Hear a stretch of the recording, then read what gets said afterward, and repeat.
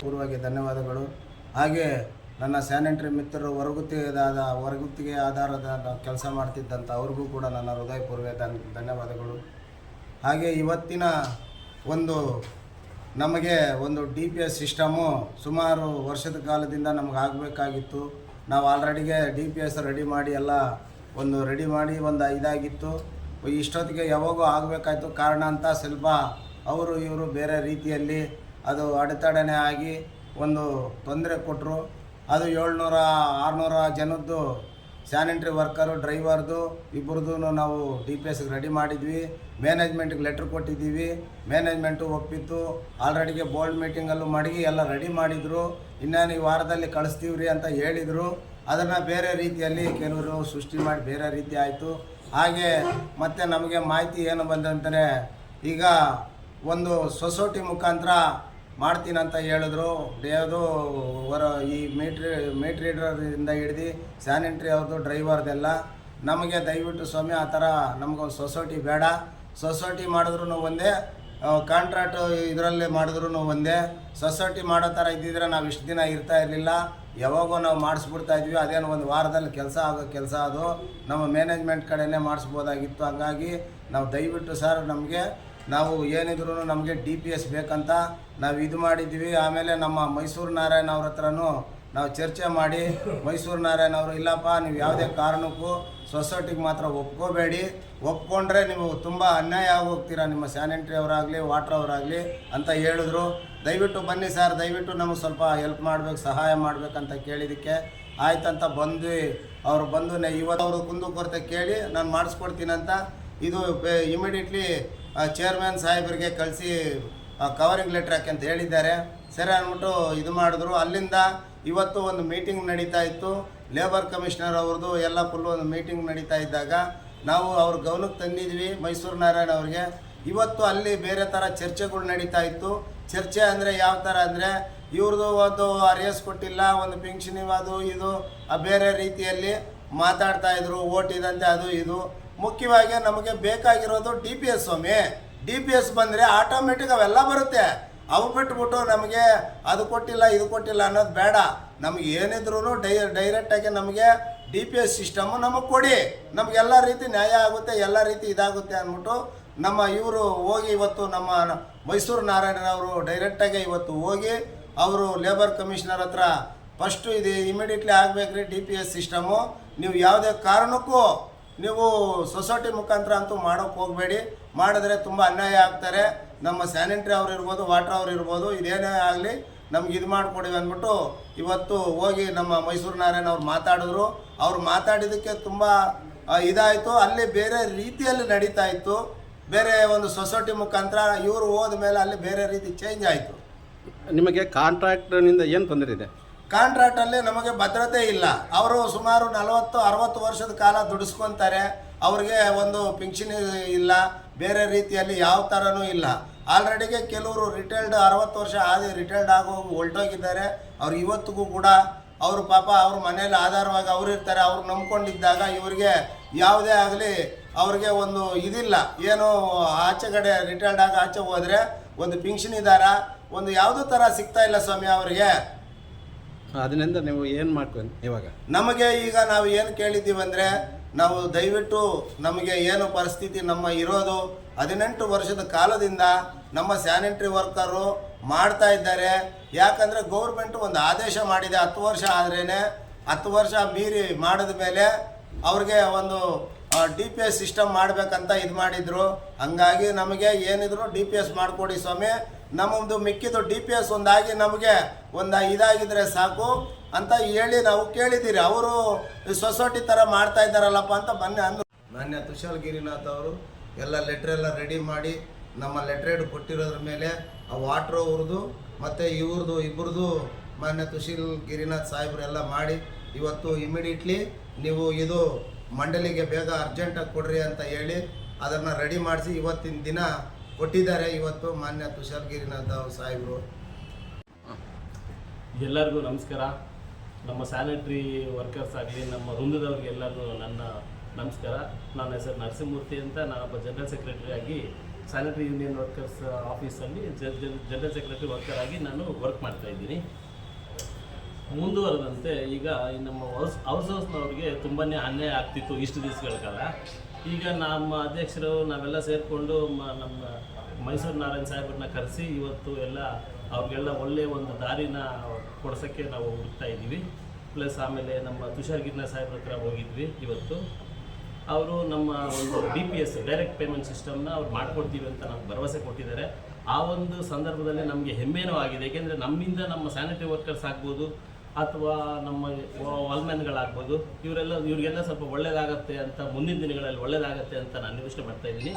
Second one ಏನಪ್ಪ ಅಂತಂದರೆ, ಇನ್ನು ಮುಂದೆ ದಿನಗಳಲ್ಲಿ ಅವ್ರಿಗೆ ಏನೇನು ಫೆಸಿಲಿಟೀಸು ಡೈರೆಕ್ಟ್ ಪೇಮೆಂಟ್ ಸಿಸ್ಟಮ್ ಇವಾಗ ಆದರೆ ಮುಂದಿನ ದಿನಗಳಲ್ಲಿ ಅವ್ರಿಗೆ ಕಾಯಂ ಮಾಡೋದಕ್ಕೂ ನಾವೆಲ್ಲ ಅದು ನಮ್ಮ ಒಂದು ಸಂಪೂರ್ಣ ಬೆಂಬಲನೂ ಇದೆ ಅದರಿಂದ.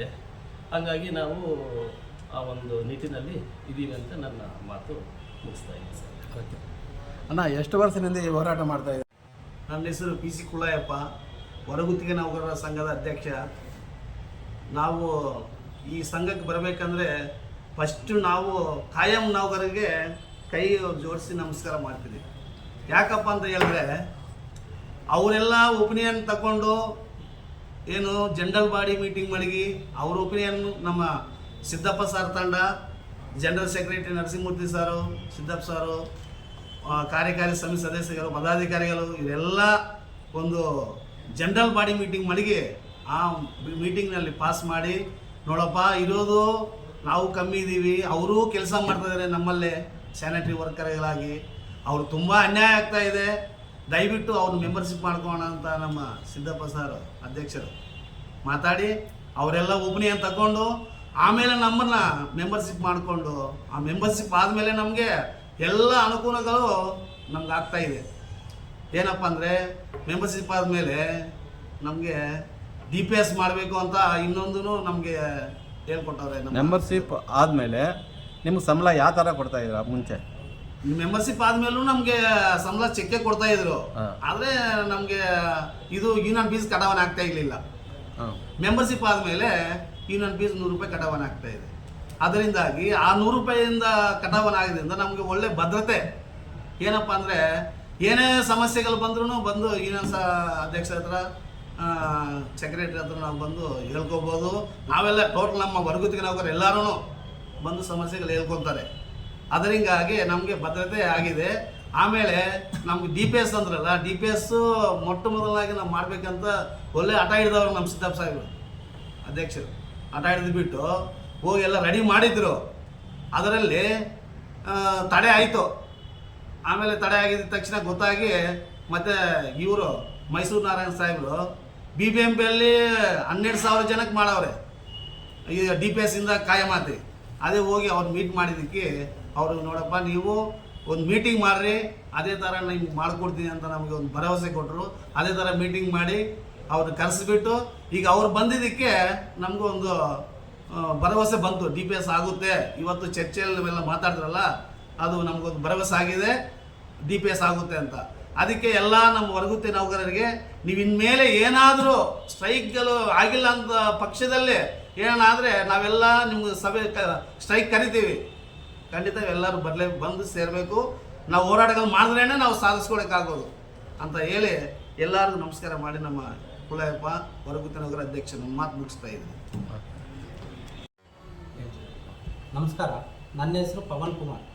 ನಾನು ಸುಮಾರು ಜರ್ಮಂಡ್ಲಿಯಲ್ಲಿ 20 ವರ್ಷದಿಂದ ಕಾರ್ಯನಿರ್ವಹಿಸ್ತಾ ಇದ್ದೀನಿ.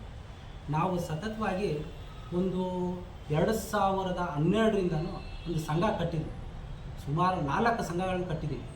ಅದರಲ್ಲಿ ನಮ್ಮ ಸ್ಯಾನಿಟರಿ ವರ್ಕರ್ಸು, ಡ್ರೈವರ್ಸು, ಹೆಲ್ಪರ್ಸು ಎಲ್ಲ ಸೇರಿ ಕಟ್ಟಿದ್ವಿ. ಅಂದರೆ ಸ್ವಂತ ರಿಜಿಸ್ಟರ್ ಸಂಘ ಅಲ್ಲ, ಬೇರೆ ಬೇರೆ ಬಂತು, ಯಾವ್ಯಾವುದೋ ಒಂದು 4 ಸಂಘಗಳು. ಫಸ್ಟು ಒಂದು ಬಂತು, ಆಮೇಲೆ ಅವರು ನಮ್ಮನ್ನು ಮೋಸ ಮಾಡೋದು, ಏನೇನೋ ಮ್ಯಾನೇಜ್ಮೆಂಟ್ಗೆ ಸೇರಿಕೊಂಡು ಮೋಸ ಮಾಡೋದು. ಯಾವುದೇ ರೀತಿ PF ಬಂದಿಲ್ಲ, ಯಾವುದೇ ರೀತಿ ESI ಇರಲಿಲ್ಲ. ಕಡೆಗೆ ಇನ್ನೊಂದು ಸಂಘ ಬಂತು, ಅದೇ ರೀತಿ ತಿಂಗಳಾದರೆ ಅವರಿಂದ 100 ರೂಪಾಯಿ ಉಳಿತೆ.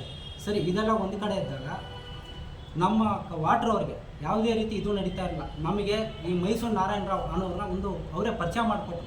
ಇವ್ರನ್ನ ಇಟ್ಕೊಂಡು ಹೋರಾಟ ಮಾಡಿ, ನಮ್ಮದು ಒಂದಿರುತ್ತೆ, ನಾವೆಲ್ಲ ಒಂದು ಕಡೆ ನಿಮಗೂ ಮಾಡ್ತೀವಿ, ನಮ್ಮ ಹುಡುಗರ ಜೊತೆ ನೀವು ನೋಡಿಕೊಂಡು ಹೋರಾಟ ಮಾಡಿ, ನೀವು 20 ವರ್ಷದಿಂದ ಕೆಲಸ ಮಾಡ್ತಾಯಿದ್ದೀರ, ನಮ್ಮ ಬೆಂಗಳೂರಲ್ಲಿ ಸತತವಾಗಿ 24 ಗಂಟೆ ನೀರು ಕುಡಿಯೋಕೆ ನೀರು ಕೊಡ್ತಾ ಇದ್ದೀರಾ ನಮ್ಮವ್ರ ಥರನೇ ಅಂದ್ಬಿಟ್ಟು ಅದನ್ನು ನಮ್ಗೆ ಒಂಥರ ಎಲ್ಲ ರೀತಿ ಗೈಡ್ ಮಾಡಿದ್ರು. ಸರಿ ಓಕೆ ಅದೆಲ್ಲ ನಡೀತಾ ಇತ್ತು. ಸರಿ ಯಾವ್ಯಾವುದೋ ಬೇರೆ ಬೇರೆ ಸಂಘ ಸಂಸ್ಥೆಗಳು ಕೆಲ್ಸಕ್ಕೆ ಬರದೇ ಇರೋ ಅವೆಲ್ಲ ಬಂದು ಏನೋ ನಾವು ಮಾಡ್ತಾಯಿದ್ರು. ನಾವು ಅದನ್ನೇನು ತಲೆಗೆ ಹಾಕ್ಕೊಳ್ಳದೆ ನಮ್ಮದೇ ಒಂದು ಸಂಘ ಕಟ್ಕೊಂಡು ನಡೀತಾ ಇದ್ವಿ. ಬಟ್ ಇವತ್ತು ಬಂದಿದ್ದ ಮಾಹಿತಿ ಪ್ರಕಾರ ಸರಿ ಏನು ಸೊಸೈಟಿ ಸರ್ಕಾರ ಒಂದು ಇದು ಮಾಡಿದೆಯಲ್ಲ, ರೂಲ್ಸ್ ಮಾಡಿದೆಯಲ್ಲ, ಯಾವುದೇ ರೀತಿ ಇದಿದ್ರೆ ಸೊಸೈಟಿ ಮಾಡ್ಬಿಡೋಣ, ಸಹಕಾರ ಸಂಘದಿಂದ ಸಂಬಳ ಕೊಡ್ಸೋಣ. ಯಾವಾಗ ಈ ಏಜೆನ್ಸಿಗಳನ್ನ ತೆಗೆದುಹಾಕಿ ಸೊಸೈಟಿಯಿಂದ ಕೊಟ್ಟರೆ PF-ESI ಬರುತ್ತೆ. ಆದರೆ ಅಲ್ಲಿ ಏನು ವ್ಯತ್ಯಾಸ ಅಂದರೆ ಏಜೆನ್ಸಿ ಅವ್ನು ತೊಗೊತಾನೆ, PF ತೊಗೊಳ್ಳಲ್ಲ. ಆದರೆ ಸೊಸೈಟಿಲಿ PF-ESI ಕರೆಕ್ಟಾಗಿ ಬರುತ್ತೆ. ಆದರೆ ವ್ಯತ್ಯಾಸ ಏನು ಅಂದರೆ ಅವನು ಹೊರಗುತ್ತಿಗೆ ನೌಕರ ಆಗಲ್ಲ, ಹೊರಗುತ್ತಿಗೆ ನೌಕರನಾಗೇ ಇರ್ತಾನೆ. ಯಾವುದೇ ರೀತಿ ಅವನಿಗೆ ಸೌಲಭ್ಯ ಇದೆ ಸೇಮ್ ಏನಂದರೆ ಒಂದು 2 ರಿಂದ 3 ಸಾವಿರ ರೂಪಾಯಿ ಸಂಬಳ ಜಾಸ್ತಿ ಬರ್ಬೋದು ಅಷ್ಟೇ. ಸೊ ಅದನ್ನು ಮೈಸೂರು ನಾರಾಯಣ ರಾವ್ ಇವರು ಮಾಜಿ ಮೇಯರ್ ಆಗಿದ್ದರು. ಮೈಸೂರಲ್ಲಿ ಸುಮಾರು 38,000 ಜನಕ್ಕೆ ಇದೇ ಫ್ರೀಡಮ್ ಪಾರ್ಕಲ್ಲಿ 2018ರಲ್ಲಿ ಹೋರಾಟ ಮಾಡಿದ್ರು. ಅವರು ಮತ್ತು ಮೈತ್ರಿ ಮೇಡಮ್ ಅನ್ನೋ ಒಬ್ಬರು ಲಾಯರ್ ಎಲ್ಲ ಸೇರಿ BBMP ನೌಕರನ್ನ ಹೋರಾಟ ಮಾಡಿಸಿ ಇವತ್ತು TPS ಮಾಡಿಸಿದ್ರು. ತಿರ್ಗಿ ಹಂಗೆ ಕಾಯಂ ಮಾಡಿಸಿ ಇವತ್ತು ಕೊಡ್ಸೋರೆಲ್ಲ ಅವ್ರಿಗೆ ಪರಿಚಯ ಮಾಡಿಸ್ಕೊಟ್ರು. ಇವತ್ತು ಅವರು ಮತ್ತು ಸಿದ್ದಪ್ಪಣ್ಣ ಎಲ್ಲರೂ ಸೇರಿ ಅವರ ತಂಡದವರೆಲ್ಲ ಸೇರಿ ಇವತ್ತು ಹೋಗಿ ಅಲ್ಲಿ ಮೀಟಿಂಗ್ ನಡೀತಾ ಇತ್ತು ವಿಧಾನಸೌಧದಲ್ಲಿ, ವಿಕಾಸಸೌಧದಲ್ಲಿ. ಮಾನ್ಯ ಸಂತೋಷ್ ಲಾಡ್ ಮತ್ತು ಸಚಿವರು ಮತ್ತು ನಮ್ಮ ನಮ್ಮ ಚೇರ್ಮನ್ ಮತ್ತು ಎಲ್ಲರಿಂದ ಮೀಟಿಂಗ್ ನಡೀತಾ ಇರಬೇಕಾದ್ರೆ ತಂಡದವ್ರು ಹೋಗಿ ಅಲ್ಲಿ ಕೊಟ್ಟು ಎಲ್ಲ ಏನೇನು ನಮಗೆ ಇದು ಬೇಡವೇ ಬೇಡ, ಸೊಸೈಟಿನೇ ಬೇಡ ನಮಗೆ, ನಮ್ಮ ಹೊರಗುತ್ತಿಗೆ ನೌಕರಿಗೆ ತುಂಬ ತೊಂದರೆ ಆಗ್ತಾಯಿದೆ, ಸ್ಯಾನಿಟರಿ ವರ್ಕರ್ಗೆ ತುಂಬ ಕಷ್ಟ ಆಗ್ತಾಯಿದೆ, ಇದು ದಯವಿಟ್ಟು ಮಾಡಲೇಬೇಡಿ, DPS ನೇರ ಪಾವತಿ ಮಾಡಿ.